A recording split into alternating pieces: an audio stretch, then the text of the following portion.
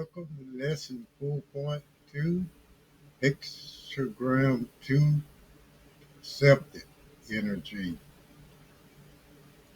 Talking about power of receptivity and nurturing support.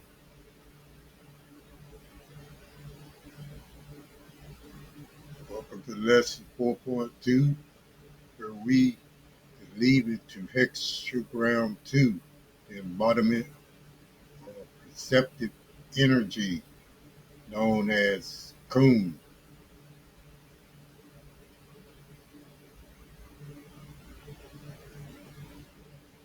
We emphasize with a warm note here.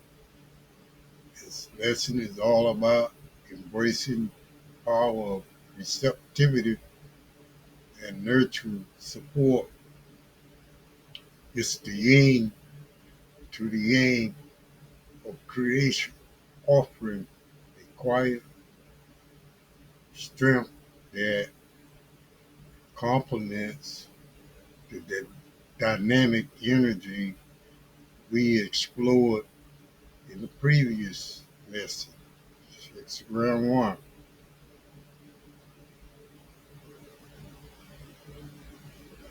Think of it as a soil that nurtures growth, allowing potential to flourish. It's about being open and yielding, providing a space where ideas, creativity, and people can thrive somewhat.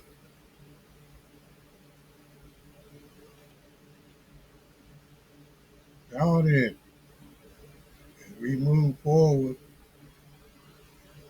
we'll explore how these qualities manifest in the structure of Hexagram 2 and how they play a crucial role in balancing the creative forces in our lives. Spiral, prepare, transition to the next slide.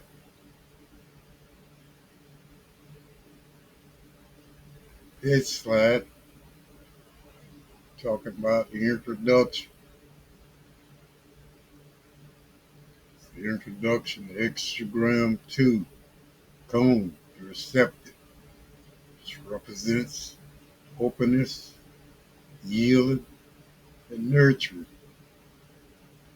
It complements Hexagram 1, Quan, the creative, which is the polar opposite, by emphasizing receptivity over activity.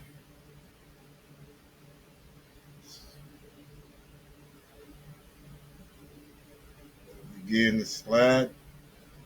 This slide again with the welcome and open tone to set the stage for the topic.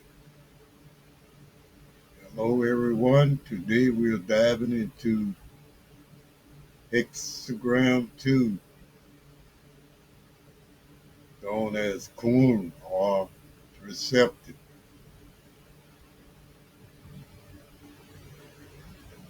This hexagram is all about openness, yielding, and nurturing, qualities that are vital in balancing the dynamic energy of hexagram 1, the creative.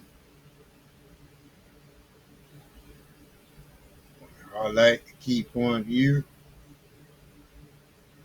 One emphasizes the power of receptivity over activity.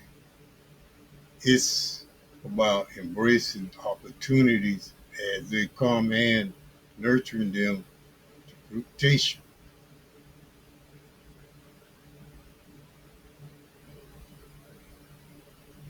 Think about moments in your life when being open and receptive led to growth or success.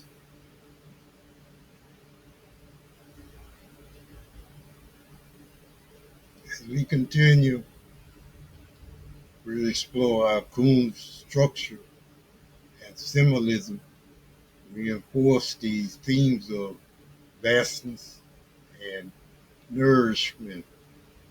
That is.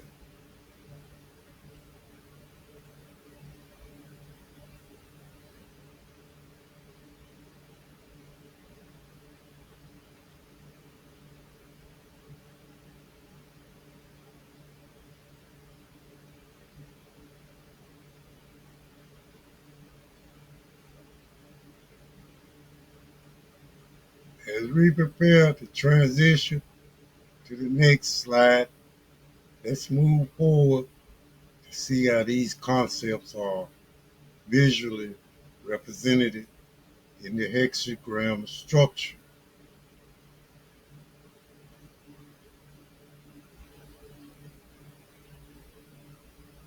Structure of hexagram 2, 6 yin broken lines, pure receptive power there. It's a trigram will be earth over earth.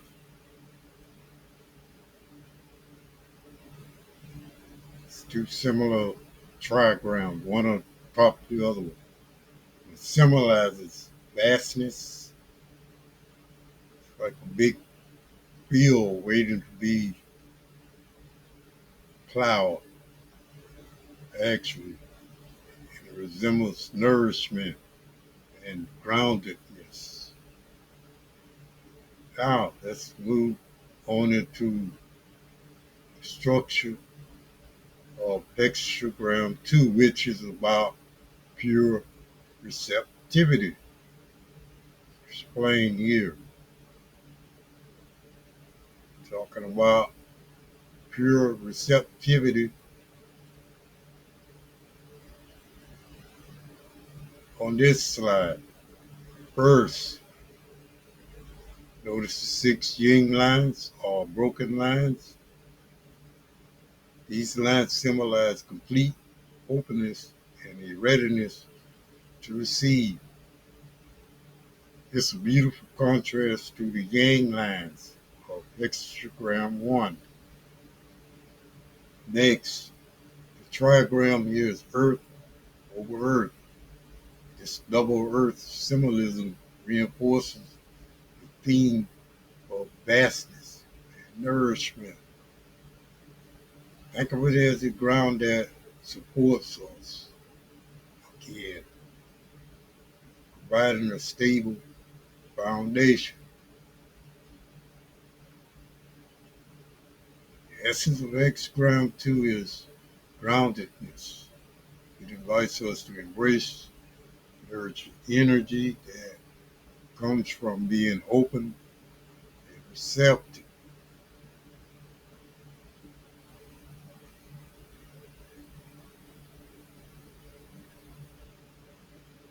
As we move forward, keep in mind how these structure sets the stage for further success through humility and patience, which we'll explore next. The judgment.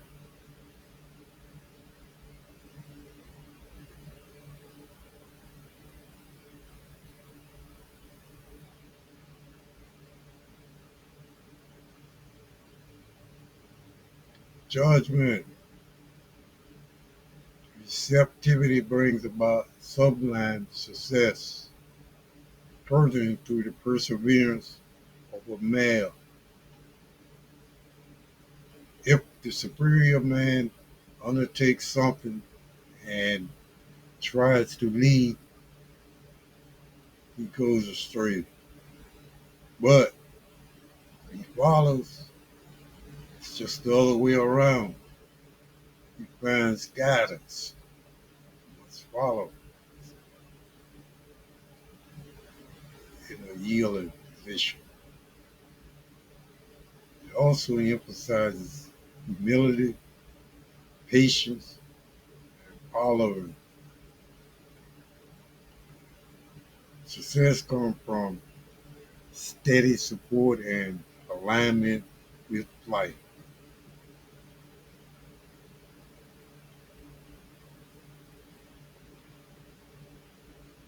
Let's delve into the profound wisdom of the judgment for Hexagram 2. Coon. This section, as I said, beautifully illustrates the importance of humility and patience.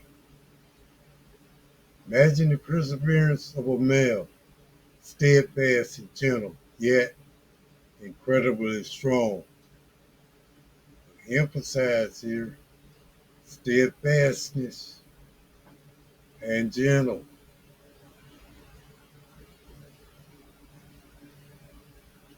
Two sides of a coin. The text advises that success comes not from leading, but from following. By aligning with life's natural guidance, we find true direction.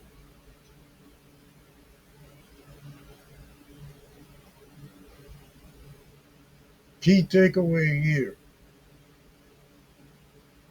rather than striving for control, embrace the strength found in receptivity and support. This aligns up with life and others in a meaningful way. Conclude with a reassuring tone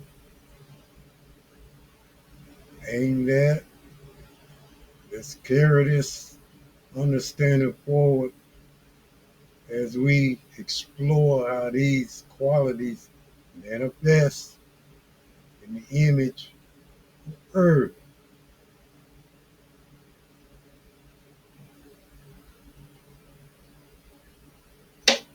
Now then, the image, Earth repeated, equal nurturing power. The superior man broadens capacity, deepens character, supports others without seeking dominance. Let's delve into the image of Hexagram 2, Receptive. Notice how the repetition of Earth symbolizes nurturing power. This suggests a profound energy that supports growth and subsistence.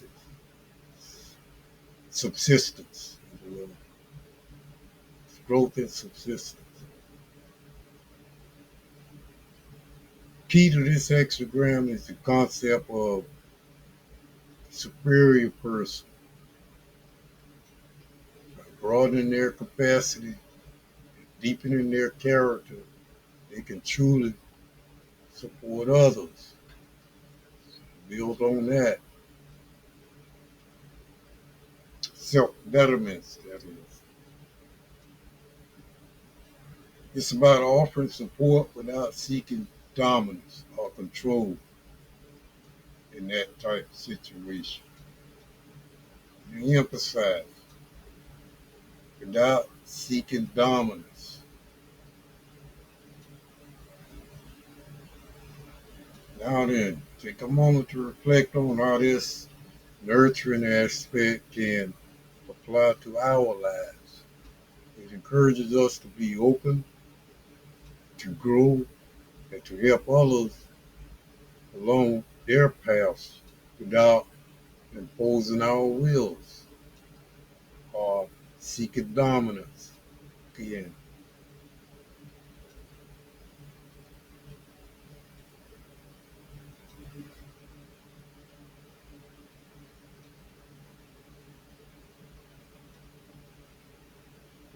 interpretation and meaning.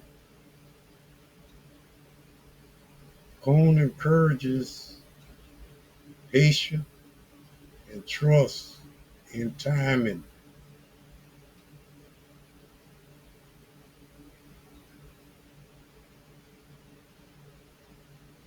range. BIA supporting others naturally. It also points the word towards cultivating humility and inner strength, and it aligns us with life's rhythms. The Hexagram 2, that is. Now then, let's delve into the interpretation and meaning of Kun. This concept encourages us to embrace patience and trust in our own time.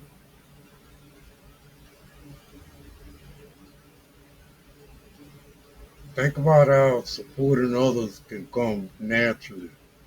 We allow ourselves to go with life's flow. Kun reminds us that humility and inner strength are somewhat crucial. He emphasizes humility and inner strength.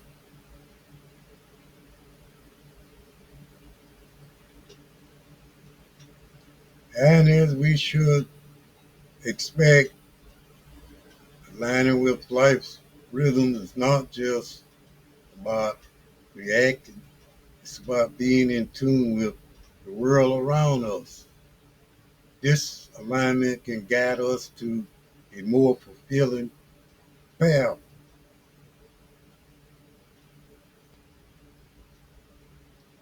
These principles, patience, support, and humility, I want to add, are timeless and can lead us to deeper connections and, of course, understanding.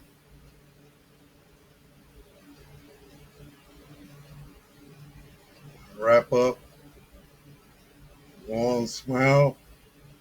As we move on to the next section about our reflection questions about what we just covered. Moving right along, reflection question. How do you practice receptivity daily? Number one. Two, work with yielding, bring harmony in your life. Number two. Number three, how do you balance supporting others with self-growth? Okay, let's begin with a smile. Let's take a moment to reflect on how these concepts of receptivity and support play out in our own lives. First, consider how you practice receptivity on a daily basis. What are the small actions or mindset shifts, paradigm shifts that help you remain open and attentive to the world around you? Paying attention to paradigm shifts might affect the activity around you.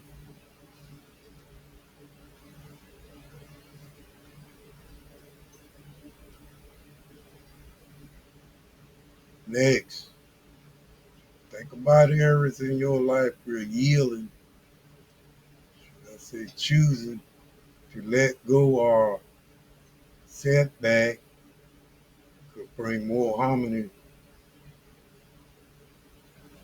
Again, think about areas in your life where yielding, choosing to let go or step back could bring more harmony.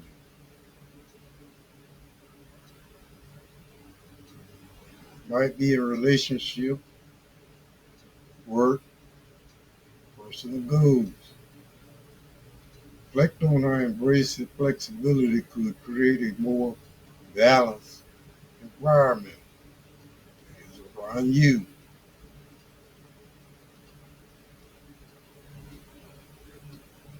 Lastly, on how you may manage the balance between supporting others and fostering your own growth.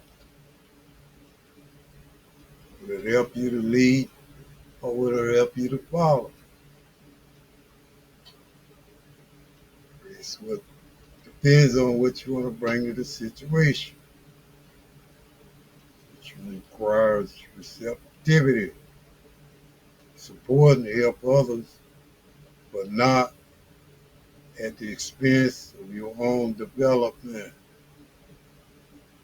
How do you ensure both are nurtured?